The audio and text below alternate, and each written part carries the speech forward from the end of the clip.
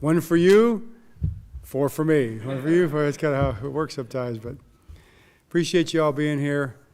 Hard at work, putting this game in perspective and trying to learn everything we can from it. We have so much to learn from it to get better. It's good to win and improve. That's a real big part of it. You learn a lot about yourself in situations like that. I feel like we learned a lot of things that we suspected about our team in terms of our character and our competitiveness, toughness, and also things that we just have to get better at, just flat out things that we're not doing nearly well enough. But that's an opportunity, right? That's an opportunity to really improve. So there's a lot of room for growth on this football team, and that excites me as well.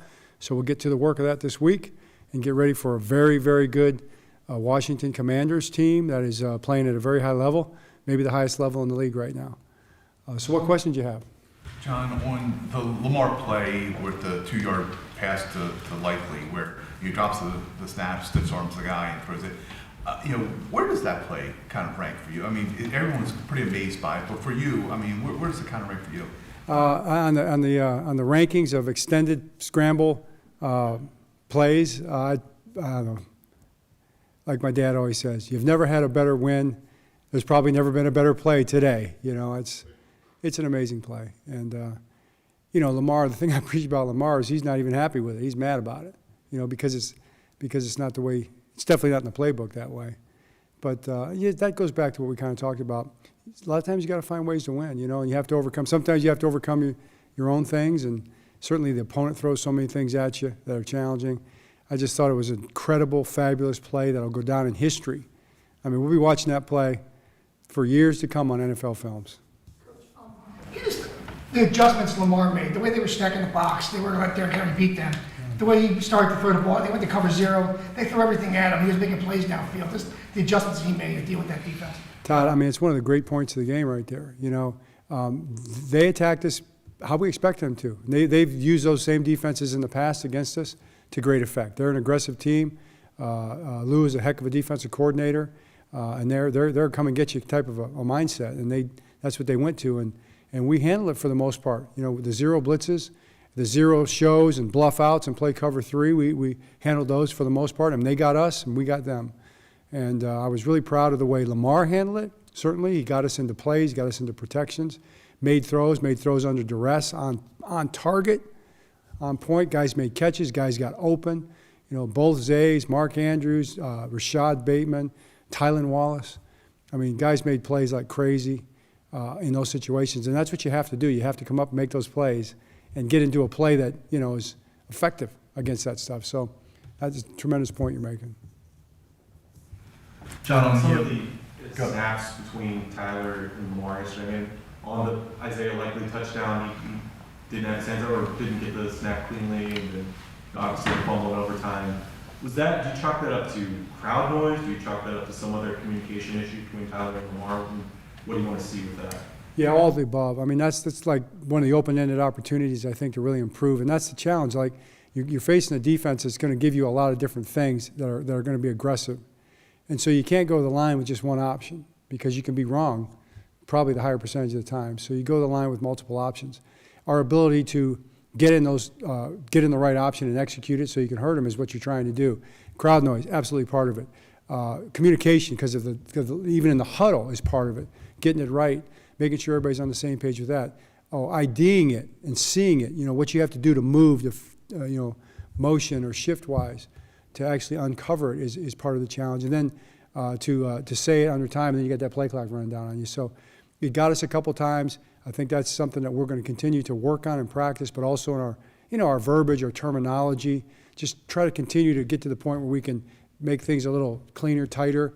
But that means that you have to use less words in the huddle, which means guys have to memorize more as they learn, have a better understanding of the offense. So that's the best way I can describe it. Is a lot to it, but it's certainly something that you work on every day. Recognizing how talented that Bengals receiver group is, when you watch this game again, why were they able to do what they did? Like, what didn't quite work for your secondary? Yeah, well, first of all, I mean, I think they had just a A-plus game in terms of their execution. He had pressure in his face numerous times. The pocket was getting pushed, guys were coming at him. He stood in there and made some really great throws. I mean, like on-the-money throws off his back foot. He had receivers that were tightly covered. I call them, tightly contested catches. We had numerous tight coverage where they made the catches. So in that case, that kind of a throw under pressure, that kind of a catch, that's football. You have to understand that. But I also believe that we compounded the yardage because we didn't play things as well as we need to play them. There's so much opportunity in there to play certain things better. Probably 5 or 6 plays in the passing game from a coverage standpoint that we're just way better than that. We're way better than to play some of those things the way we played them. Our guys are going to watch them on tape. I'm sure they already have, and they're going to say the same thing. They're going to say, that's something we got to do better. So that's that. We're still striving for consistency. We're still fighting for consistency, and you're going against a really efficient, talented offense, but it's still up to us to play our defense consistently the way we want to play it. John, along those lines, is it the consistency aspect? Is it you want to see more communication, you want to see more plays on the ball, guys not being open on occasion on those handful of plays? What specifically are you looking for? It's really all those things, Brian. I mean, it's actually all those things. That's where consistency comes in. It's never one thing. It's all those things that you have to do all the time. Like we had tight coverage. We were in the right spots. We were matching routes so many times so well. But, 4 or 5 times against a quarterback that can really see the field and get the ball where he needs to late when it pops open, that's where you get exposed, So to win our conference, to win our division, to win a game against the teams we're going to play quarterbacks that are capable of that. We've got another one coming up this week, different style, but same kind of, in different ways creates the same level of problems. And so we've just got to be on point every single play with what we're doing. If you were to, I guess, rank your level of concern 1 to 10 on. I don't do that. I don't do that. I've never done that. There's no rankings. John, we know as you like to call them, the pundits at times have claimed that you guys, when you're down by double digits like you were yesterday, you tend to quote unquote panic. That obviously wasn't the case yesterday. You come back and win. What does winning a game like that do for you if you're put in that situation again late in the season? Yeah, I mean, I don't know about the pundits saying that. I really haven't seen that. I haven't seen any stats on that. I mean, I don't know how many times we've been down by double digits in the fourth quarter. I should probably have our analytics people look it up, to make sure that I know, huh? Not too often. So I'm not sure where like a storyline where that would come from, but that haven't been said. I mean, I'd rather be up by double digits and hold a lead, but it's good to know you can do it. I think back to the Indianapolis game. This is really the last one I remember, and that we came back and got that done. And really driven by Lamar, honestly, and all the guys around him. I thought the protection was so good and tough. They were bringing blitzes, heavy blitzes, and there were times where he had to get away. He got away a couple of times, crazy. He moved in the pocket a couple of times and made throws. Sometimes he was untouched. Guys getting open. Just all the things that go into the type of game you're in when you're down by double digits. 3 different times, right? I think we were down by 10 3 different times in the fourth quarter. So, that's good. I don't want to be the guy that dwells on the negative and just says, oh, but, we weren't good here, we weren't good there. We're going to dwell on that because we're coaches and, we need to. It's us. We look at ourselves. And where can we get better? What's our opportunity? But at the same time, maybe we should get credit for coming back 3 different times, on the number of times we came back from double-digit deficits. Sort of a microcosm of the way things have gone this season, where you start out 0-2, now you've won 3 straight. You're right there in first place. I mean, a sense of where the team's at after the rough beginning. Well, I mean, I like where we're at. I think it's part of it. Kind of goes together, We were in a good place, and we're in a better place now because we're continuing to improve. But we have a lot of improvement to do and a lot of opportunity to get better. So I'm excited about that opportunity. John, you and a lot of people in this franchise have talked about Derrick Henry's professionalism. Not a lot of touches in the fourth quarter because of the game situation, but then in overtime, sort of a workhorse for you. What goes into Derrick's ability to kind of stay ready to break off a big play, even if he's not seen a lot of game action for that extended period of time? Yeah, that's a great question. I mean, I'd say the first thing Derrick would tell you is really good blocking. I mean, you had that play happened. And the play before that, too, on the right side, before the fumble, was a really well-blocked crack toss play. This was a zone crack play to the left. That, man, I mean, just the fact that it was a point in time in the game where fatigue was a big part of everything that was going on. And to see our guys pull around the way they did, Tylan Wallace block, Pat Ricard's block, Ronnie's block. I mean, those guys had some great blocks. And then you have, like you said, Derrick, his time on that was over 21 miles an hour. I think it was 21.04 maybe, which matches the fastest time that he's ever had, that I'm aware of, that according to our people. In a game, in overtime, on a hot day like that, toward the end of the game, you know, and after he's been tackled a number of times, you know, that kind of speaks for itself. John, on the punt that rolled out at the 2-yard line in the second quarter, how do you coach off that? What should have happened on that play? Yeah, I mean, that's got to be caught. You know, he knows that. He's gonna want that one, you know, caught. You know, and that's definitely. You just got to get over there. You got to get over there, get squared up on it, fair catch it if you have to, just catch it. But what I'm impressed with, talking about Tylan, is how he bounces back. 2 huge catches in the fourth quarter that we don't win the game without, and the block to spring the game-winning run, right?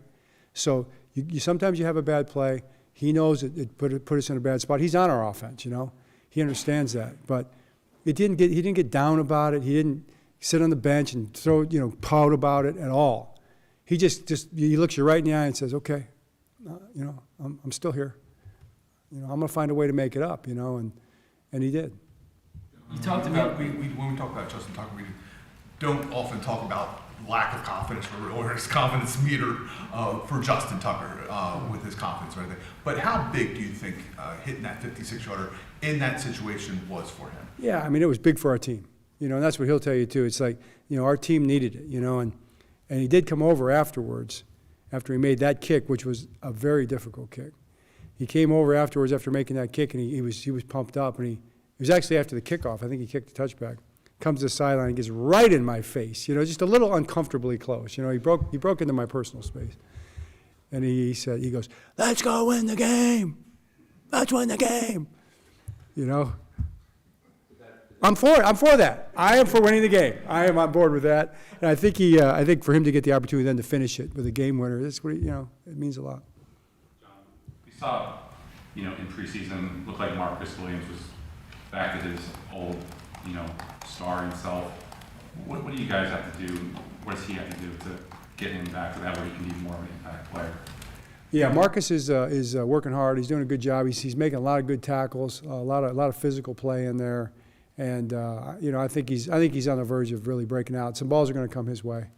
You know, he's moving really well.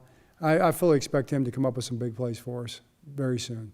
Some of that just an adjustment. I mean, obviously, you're not doing things necessarily exactly the same as you did coverage-wise with McDonald going to Zach Woods.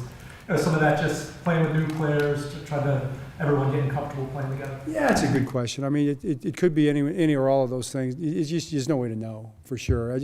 I feel like it's just like every season's kind of different. Every season stands on its own. Nothing's really. There's some continuity for sure, but there's also a lot of things that just stand on their own. And like, you know, for instance, in this league, I mean, we say it's a 1 week. It's a 1 week league, and it's a 1-0 league. It's a 1 game at a time league. It's a 1 play at a time league. And you just got to take every play, every game, every week, and stand on its own and do your best in that game. And then you assess kind of where you're at and what you need to work on after that. You talked about the contested catches that the Bengals receivers made. Your receivers made a number of them in this game too, especially after 2 games that were really run heavy. For them to come up and make those plays for Lamar, for this offense, just what's that mean for these pass catchers? I think that's a great point. I mean, those guys, you know, and hey, you run the ball for a bunch of yards in your head and all that, and then it's like, well, you know, no, guys aren't making plays, or guys aren't getting a chance and all that. And then, but they didn't. I mean, they want to make plays, you know. They got their chance this game, you know, and they made them. I mean, in the fourth quarter, all through the game. But the fourth quarter, these catches that were made by these guys and these throws that were made by Lamar were just at the highest possible level. And every one of them was required for us to have a chance to win the game, the way the game went. So I'm just proud of those guys for that. John, looking back to training camp when Ronnie Stanley was saying he feels the best he has since his Pro Bowl season. Now, I guess, do you see that in him? And besides just his health, what is he doing differently this year? Justin? Ronnie Stanley. Oh, Ronnie, besides yourself.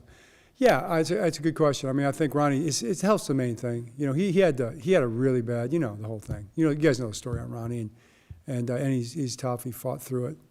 But I think he had an off season where he could train, and he went to work and trained because he was healthy enough to do it and got strong, got his strength back. He's always been a good athlete, but to get that power, that strength, that anchor back was really important. He's been able to practice every day, you know, right on through. He's practiced every day through training camp. He's been out there, and it's a practice sport, you know, for anybody. So for him regaining his form, I'd say those are the two things that have made the difference. Coach, you guys get pretty healthy. Any major issues injury-wise? Yeah, I think we're good. We'll see, but I think we're okay. John, you mentioned how good the pass protection was yesterday. I mean, this configuration of the offensive line has played 2 really good games now. I mean, will it be? I mean, is the tendency to want to sort of go with this line while it's playing so well, even though Voorhees probably will be ready to play soon? Yeah, I mean, that's a good question. You know, Andrew will come back, you know, maybe this week, you know, 3 weeks with a high ankle is about right. And gosh, I mean, you can't believe how hard he's working at it. You know, it's amazing how tough he is. So it's good. It'll be good to have him back. But, you know, an object in motion tends to stay in motion, right? So if we're doing well, we're probably going to try to keep that momentum going with the addition and the opportunity to put guys in, you know, when and where we might be able to. We're probably a little more open to that than a lot of teams, even still. But I think the offensive line is doing a good job. We'll just have to see where we're at through the week. I know Ngakwe didn't play a whole lot, but how did you think he looked, and how did he fit as it pertains to your rotation back rusher? Yeah, I thought he looked good, you know, and he had 11 snaps. I was hoping for more. I'm sure he was too, but you know, those guys were playing so well also, and the way it played out, they were pretty fresh for whatever reason. But we're going to be intentional about, you know, getting all of our pass rushers in the game, you know, who are up, because, you know, they're fresher. So that's something I think we have to do a good job of going forward. I think he looked good. He looked really good. David Ajabo looked really good, and so did Tavius. Charlie Kohler, he's been getting more and more involved in the offense. What have you seen from him, and when you think about his overall development, what stands out to you? Yeah, Charlie making big strides, don't you think? I mean, we talk about him. At college, he was a pass catcher. You know, didn't do any blocking. I don't even think he lined up in line very much. He's made himself into a fine blocker. He's doing a really good job blocking, very physical. And then now you say, okay, he's a run blocking tight end, but he's always had the pass catching ability. So to see him get out there in the seam route, to get that big play, then to catch the the goal line route, you know, the low route, the perfect throw that Lamar made, I'm just jacked up for him, and I'm really excited for us because now it gives you another dual threat tight end. Kind of touching on that, you know, Mark, I think in the last few games has been really good as a blocker, and even though he was able to get some receiving yards in this game, you know, yeah, I think at each time there's been times where each of those 3 tight ends have been the leader in receiving yards. Has the goal of that group been to just get more versatile, period? I mean, has the goal of the player development there been like, hey, let's make sure these guys are developing as blockers, not just targets? You know, it's a great question. I would say, I don't know if it's the goal per se. We didn't say that was the thing, because I think it's kind of an understood goal. I mean, any player wants to be as versatile as they can be. Any tight end wants to be a dual threat tight end. Because if you're out there in the run game, it opens up the pass game. If you're out there in the pass game, it opens up the run game. So you want to be as versatile and dual threat as you can possibly be. There are some more one-dimensional guys for sure, but I think our guys are dual threat guys, and I think they've proven that. You have to establish that. I believe we always believed it, that they were that, you know. But to see them go out there and do it in the games, and that's why they were put in those situations, you know, that's really, it's powerful for us. This week with Jaden Daniels, there's going to be a lot of focus on the playmaking quarterbacks, Jaden and Lamar. When you're looking at Jaden, do you see elements of Lamar, or do you think there's more differences than similarities between them?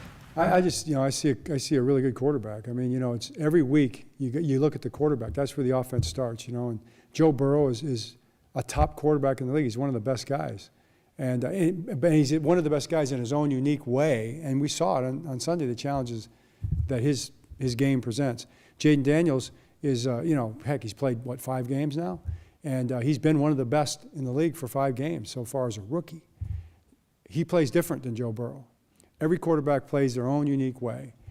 Similarities, differences, there's always that part of it, but we just have to look at him and how he fits into their offense and prepare for their offense as run by him. And that's a big challenge. I mean, we got our hands full with that, so that's how we look at it as a defense. John, do you expect Deontay Hardy back this week? I think we were surprised to see him inactive for some Yeah, that was kind of snuck up on us there, but that stuff happens in this league, so I think yes, but again, we'll hope for the best. John, we saw Marlon with the walking boot. Was that just precautionary, and you still feel good about his status? Yeah, I mean, I think just in these games, man, these are physical, tough games. You're on the turf and all that, so I just don't want to make any promises, but I think we're in good shape. Okay?